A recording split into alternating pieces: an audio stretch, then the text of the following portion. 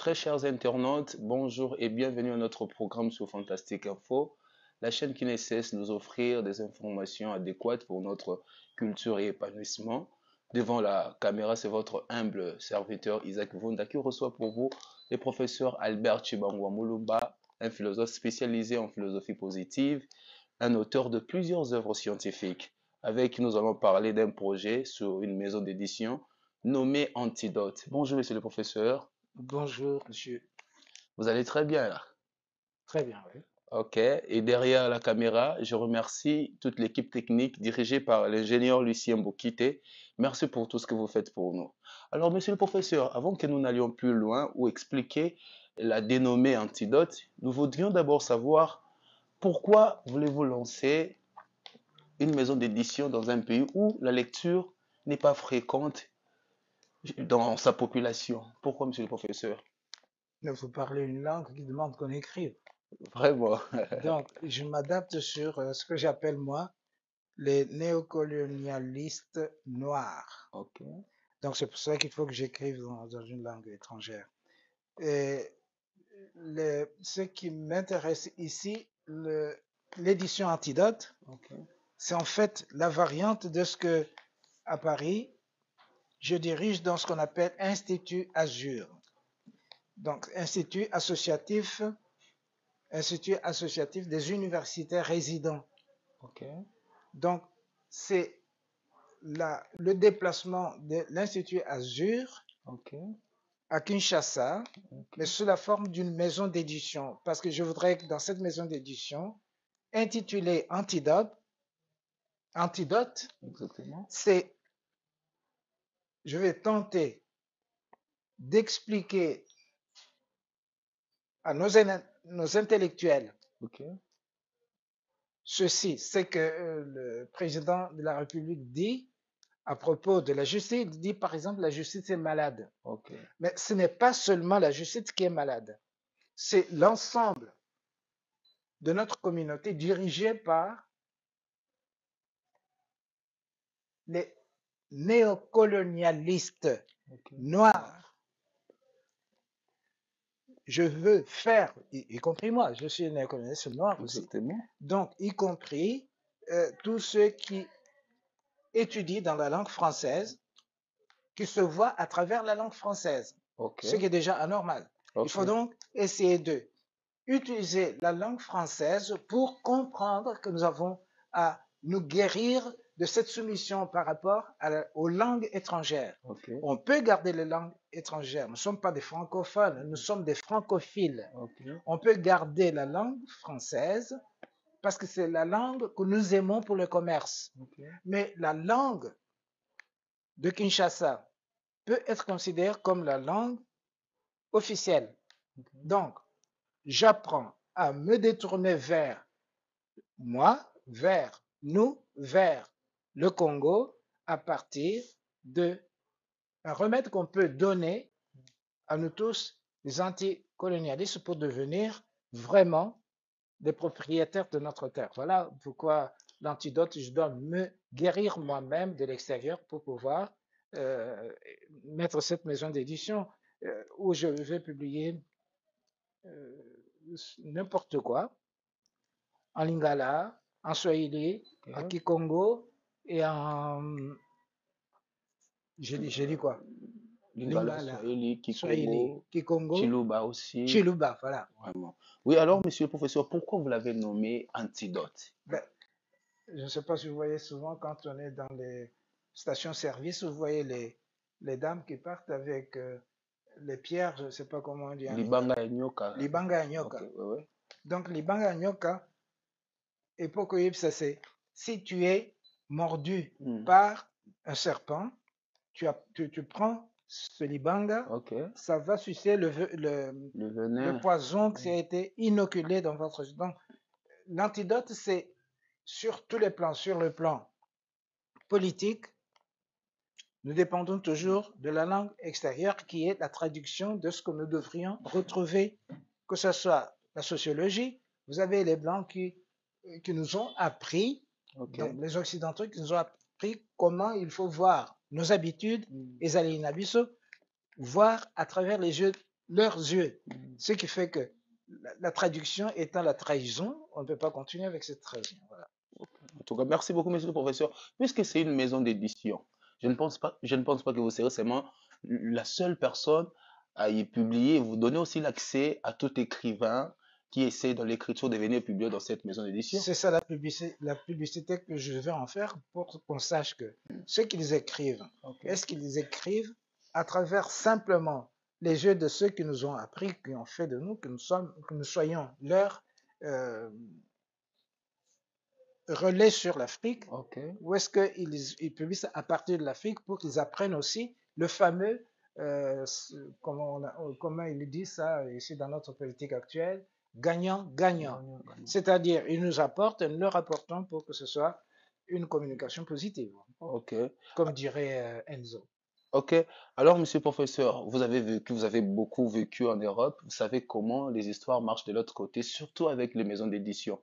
Que pensez-vous en termes de stratégie ou moyens pour que ça réussisse ici au Congo? Parce que parler d'une maison d'édition ici à Kinshasa, ça peut être quelque chose de tout, de nouveau en fait.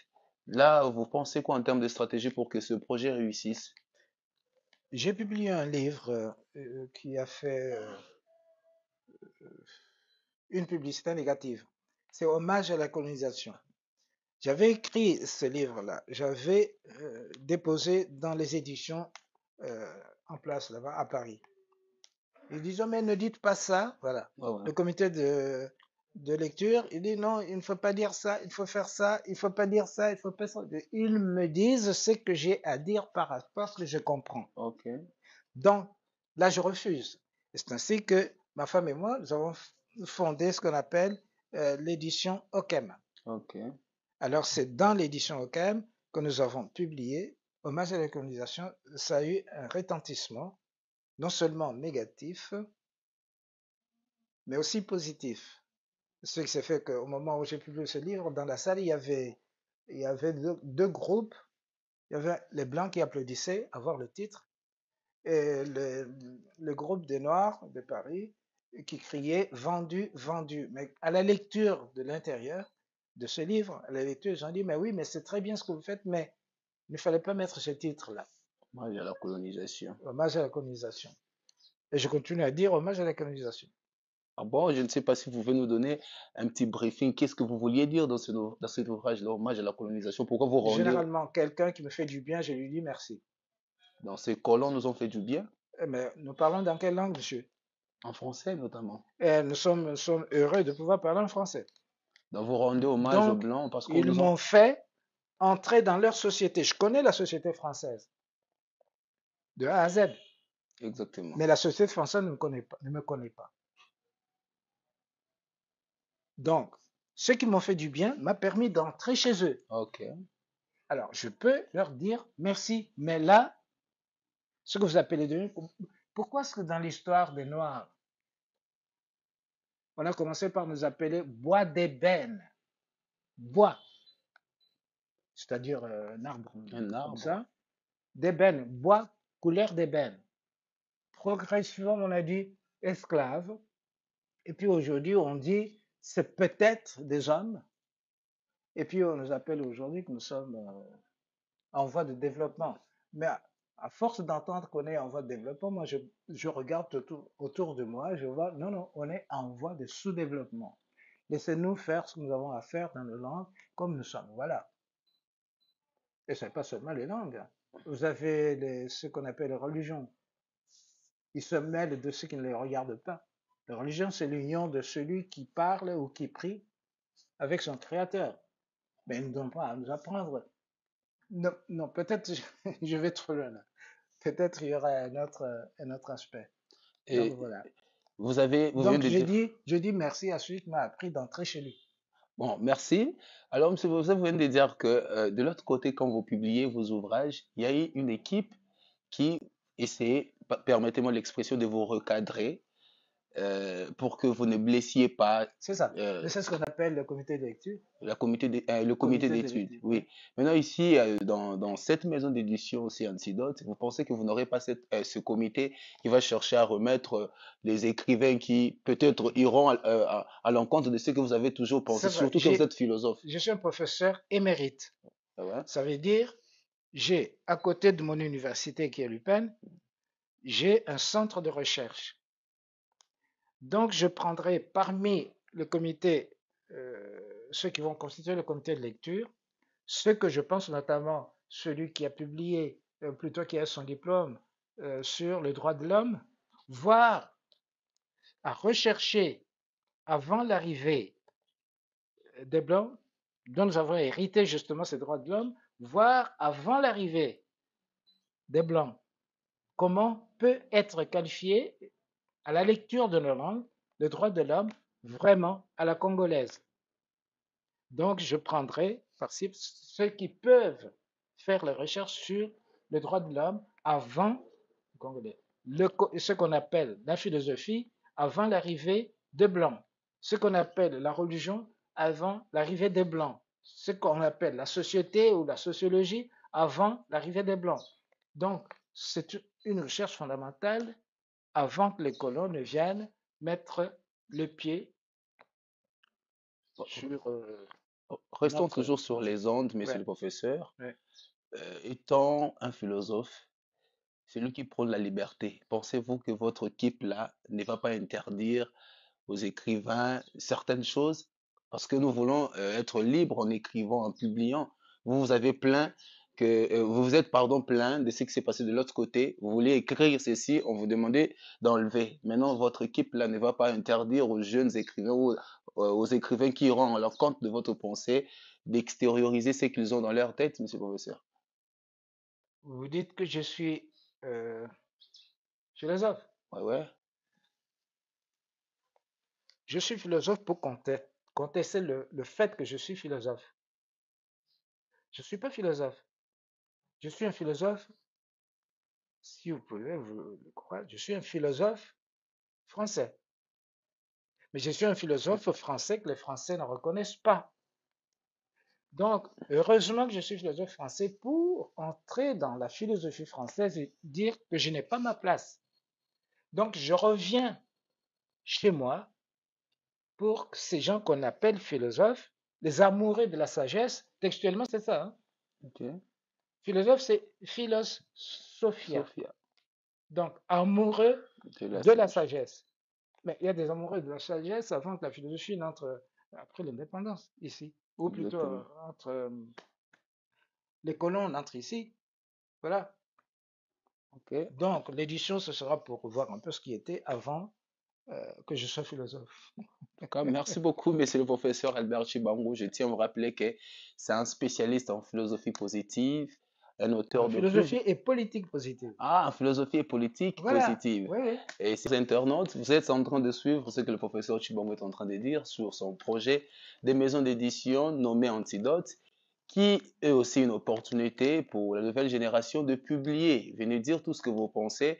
Et ici, dans cette maison, on vous accorde même l'opportunité de publier en n'importe quelle langue, que ce soit en lingala, en français, en chiluba, en swahili, en kikongo. Venez dire ce que vous pensez. Venez dire ce que vous pensez.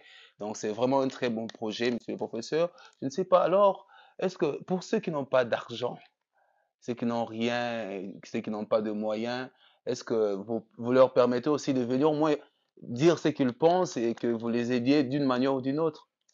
Ben, ils n'ont pas d'argent, mais ils ont le meilleur d'eux-mêmes. Ok, Prenons le cas de ceux qui dansent un peu.